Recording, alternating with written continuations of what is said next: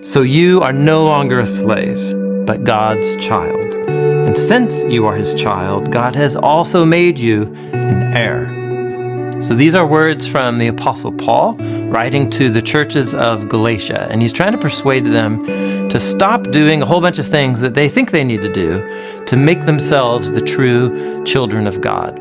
And Paul's larger argument in the letter as a whole is that God has, through the life and the death and the resurrection of Jesus and the gift of the Spirit, he's liberated his people from slavery, he's made them his children, and he's lined them up for a future inheritance. So I hope you're hearing echoes of the Exodus story here, where Paul's retelling the story of the Galatians as just like the Israelites were liberated from enslavement to Pharaoh, they were freed out of slavery and on their way into their inheritance in the Promised Land. Except Paul wants them to see that the one enslaving them this time is not just another human king, but it's the power of death itself. And that the future inheritance they have lined up for them, guaranteed, is eternal life and the hope of the new creation. So just try and imagine with me what it would be like if you were to get a letter tomorrow informing you that there's this surprise family inheritance, you're going to get it soon, and it's going to set you up for the rest of your life and for the life to come.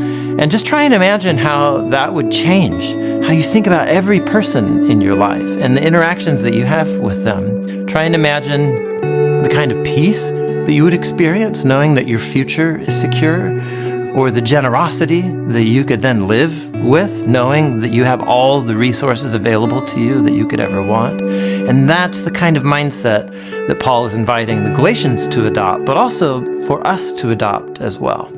This is also another great example of how Paul and all of the biblical authors are constantly using the imagery and language of the Exodus story in their writings so that God's people can see themselves in the larger Exodus story of all of the cosmic reality.